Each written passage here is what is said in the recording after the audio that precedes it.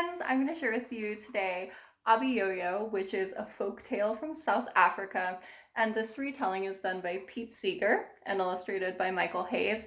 On the activity sheet that we have to go with this story, we have a link to a recording of Pete Seeger telling the story and also singing the musical part of it. And it's pretty fun, so I encourage you all to check it out.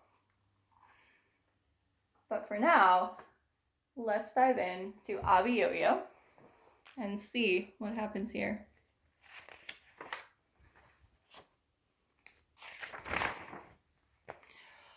Once upon a time, there was a little boy who played the ukulele. Around town he'd go, clink, clunk, clunk, clink, clunk. The grown-ups would say, "Take that thing out of here." Not only that, the boy's father got in trouble. The boy's father was a magician. He had a magic wand. He'd go zoop, zoop, and make things disappear. But he played too many tricks on people.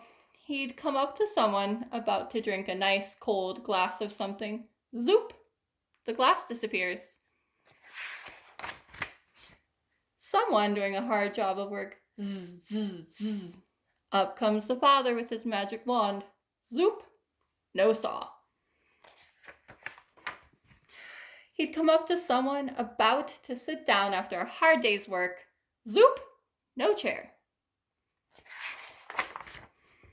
People said to the father, "You get out of here too.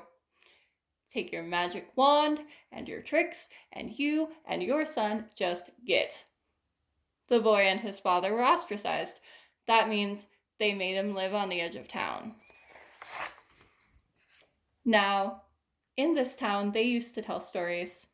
The old people used to tell stories about the giants that lived in the old days.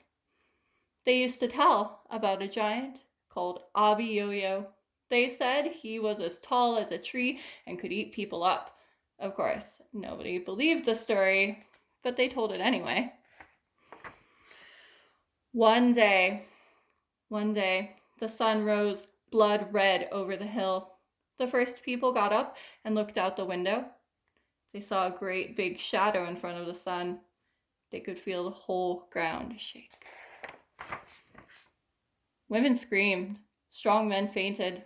"Run for your lives! Abiyoyo's coming!" He comes to the sheep pasture. He grabs the whole sheep. Yup! He comes to the cow pasture. He grabs the whole cow. Yonk! Men yelled, "Grab your most precious possessions and run! Run!" Just then the boy and his father woke up. "Hey, Pa, what's coming over the fields?" "Why, son, that's Abiyoyo." "Oh, if only I could get him to lie down, I could make him disappear." The boy says, "Come on, Pa." He grabs his father by one hand. The father gets the magic wand, and the boy gets his ukulele. They run across the fields. People yelled, "Don't go near him. He'll eat you alive." There was Abiyoyo. He had long fingernails because he never cut them. He had slobbery teeth because he didn't brush them, stinking feet because he didn't wash them, matted hair because he didn't comb it. He raised up with his claws.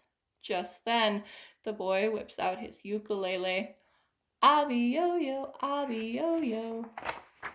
Well, the giant had never heard a song about himself before.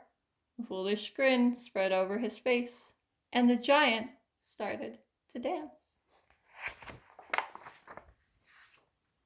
The boy played faster.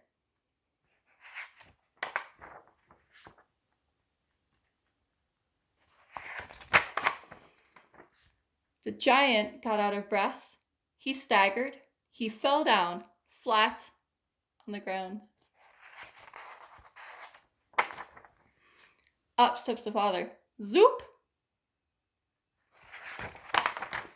Zoop! People looked out their windows. "He's gone! Abiyoyo disappeared." The people ran across the fields.